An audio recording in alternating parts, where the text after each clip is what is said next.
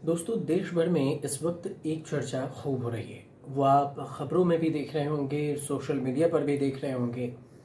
जो विपक्ष के तरफ से विपक्ष के नेता हैं राहुल गांधी, वो आरोप ये लगा रहे हैं चुनाव आयोग पर कि वोट काटा जा रहा है, वोटर लिस्ट से वोट काट दिया जा रहा है और सत्ता पक्ष बीजेपी को जिताया जा रहा है। लेकिन राजनीतिक बात हम यहाँ नहीं समझते। यहाँ इस वीडियो में हम ये समझने की कोशिश करेंगे कि क्या ये जो आरोप है, ये इसका कोई आधार है। हमारे संविधान में क्या प्रावधान है वोट को जोड़ने के लिए या वोटर्स को जोड़ने के लिए, और फिर वोटर्स का नाम संविधान या फिर वोटर लिस्ट से काटने के लिए इसमें संविधान में क्या कुछ जिक्र है। इसी सवाल को समझेंगे। क्या प्रक्रिया है कि वोटर लिस्ट में नाम आप जुड़वा सके, और क्या प्रक्रिया है कि वोटर लिस्ट से किसी का नाम कट जाएगा। कैसे कट जाता है वोटर लिस्ट से किसी का नाम। क्या हकीकत में ऑनलाइन किसी के वोटर लिस्ट से नाम काटी जा सकती है। इन तमाम सवालों को कोशिश करते हैं एक एक कर समझने की, और उम्मीद करते हैं कि आप अगर ध्यान से सुनेंगे तो आपको इसे समझ में भी आ जाएगा। अगर आप जानते हैं तो ठीक है, नहीं जानते तो इसे आराम से जरूर सुनिएगा। आसान भाषा में हम कोशिश करते हैं कि आपको समझाएं। जो हम कुछ डेटा निकाल कर लाए हैं उसमें सबसे पहला जो सवाल बनता है वो सवाल ये है कि election commission of India, Bharat के चुनाव आयोग के नियम क्या है। तो सबसे पहले ये है कि भारत दुनिया का सबसे बड़ा लोकतंत्र है, और ये इसे आप भी जानते हैं।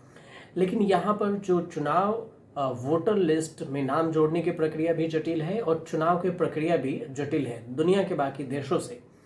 सबसे पहली बात कि चुनाव की ट्रांसपेरेंसी, पारदर्शिता और विश्वसनीयता को बनाए रखने के लिए जो चुनाव आयोग है उसने स्पष्ट नियम और उसमें कुछ प्रक्रियाएं हैं जो तय किए गए हैं। कौन कौन से नियम हैं, प्रक्रिया हैं, तो सबसे पहले ये देखते हैं कि वोट काटने की जो कानूनी आधार है वो क्या है, जिस तरह से आरोप आजकल लग रहा है।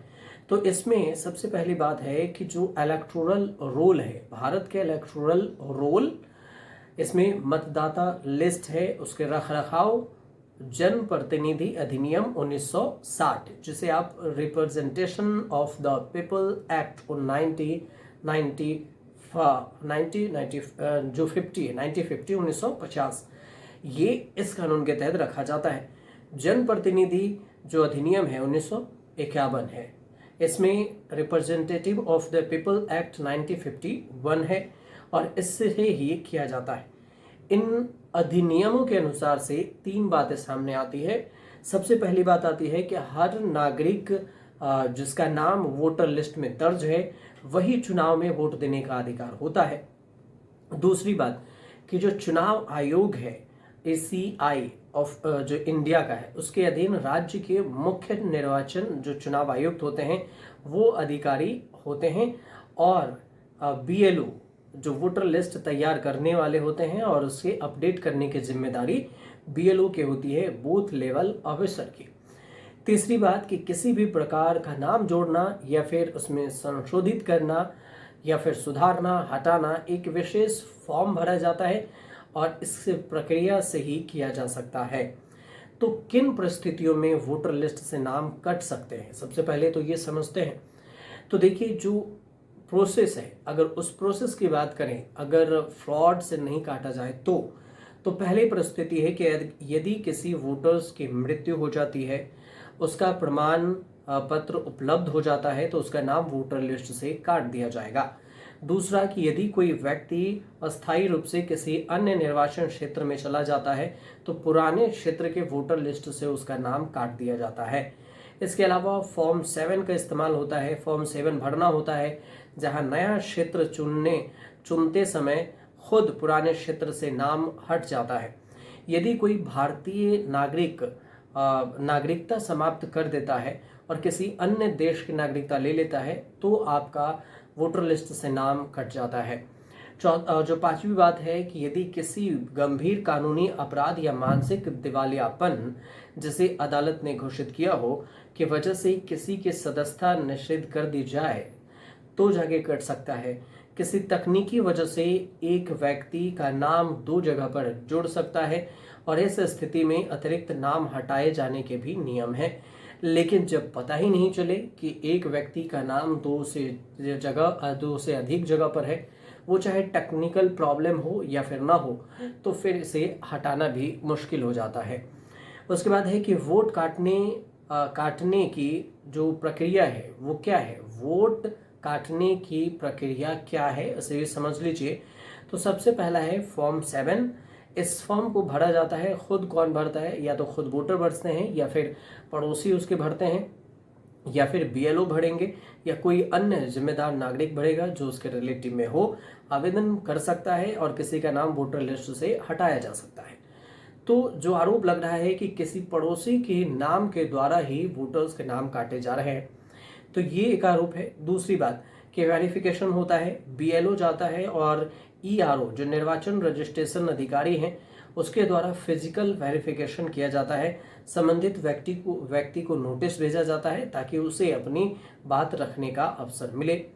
और तीसरी बात है कि सबूत और नियमों के आधार पर नाम हटाने या फिर बनाए रखने का निर्णय लिया जाता है। चौथी बात है कि अपील किया जाता है अधिकारी के पास कि किसी को ऐसा लगता है कि उनका नाम गलत तरीके से हटाया जा रहा है तो उच्च स्तर के अधिकारी या न्यायालय में अपील कर सकता है।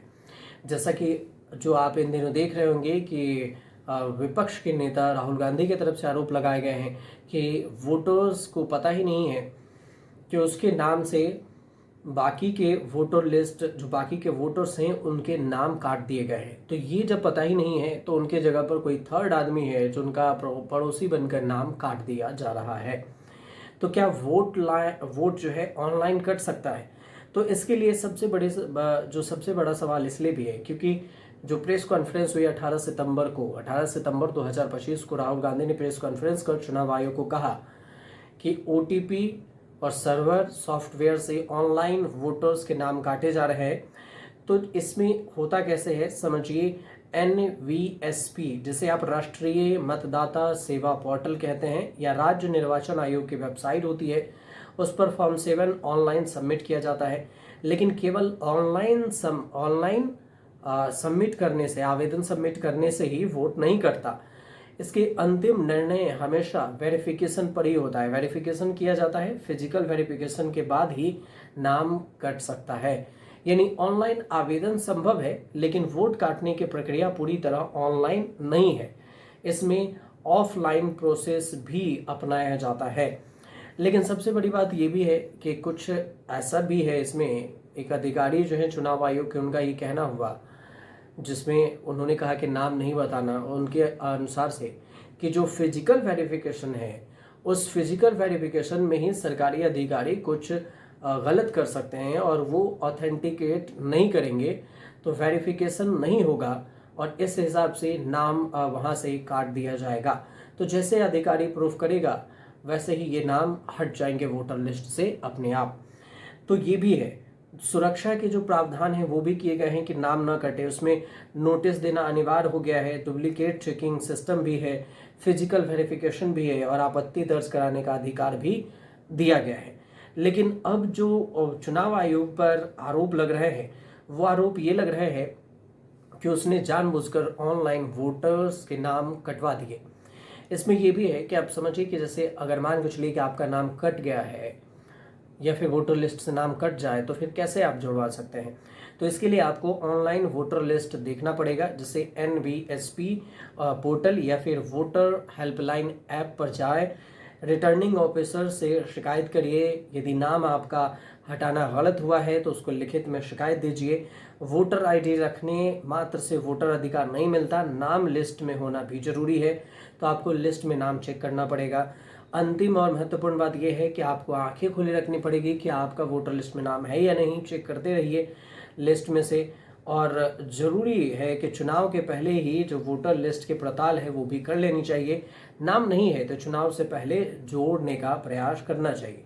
कई सुधार की अभी भी ज़रूरत है, ऐसा नहीं है कि पूरी तरह से चुनाव आयोग के जो पोर्टल हैं वो सब कुछ ठीक ही चल रहा है और यहाँ पर वोट नहीं काटे जा सकते। तो जो सुधार में ज़रूरी है वो है सबसे पहला कि रियल टाइम आधार इंटीग्रेशन, यानी डुप्लीकेट नाम को हटाने के लिए आपको एक व्यक्ति का कोई आधार जैसे सिस्टम बनाना पड़ेगा जिसमें फिंगर या फिर उसके स्कैन होते ही पता चल सके कि इसके वोटर लिस्ट एक से अधिक जगह पर है या नहीं है, जो कि अभी नहीं है। दूसरा कि मोबाइल नोटिफिकेशन सिस्टम कि जैसे ही उसके नाम से कोई और बनाना चाहे तो उसके मोबाइल पर ओटीपी चला जाए, मैसेज चला जाए, जो कि अभी नहीं है। तीसरी बात है कि सख्त जवाबदेही होनी चाहिए, जो कि अभी नहीं है। बीएलओ और निर्वाचन अधिकारी लापरवाही कर रहे हैं और किसी भी बिना चेकिंग के आंख मूंद के वेरिफिकेशन कर दे रहे हैं और फॉर्म भर दिया जा रहा है। चौथी बात कि पब्लिक ऑडिट सिस्टम भी होना चाहिए ट्रांसपेरेंसी तरीके से, और इस तरह से आप इससे अवेयर हो सकते हैं। वोटर लिस्ट में अगर नाम कट रहा है तो आप उसको समझ सकते हैं, जान सकते हैं। दूसरी बात कि आपको खुद भी अवेयर होना पड़ेगा। अगर किसी की मृत्यु हो जाती है तो इसकी सूचना दीजिए और वोटर लिस्ट से नाम हटवा लीजिए। और इसके अलावा अगर आप परिवर्तन माइग्रेट कर रहे हैं, पलायन कर रहे हैं, तो भी आपको सूचना और जानकारी देनी चाहिए। तो ये सारी चीज़ें हैं जो समझना ज़रूरी था और इसलिए हमने आपको ये जानकारी दी है। आपको अगर सही लगे तो हमारे चैनल से जुड़िए, सब्सक्राइब कीजिए, शेयर कीजिए, कमेंट जरूर कीजिएगा।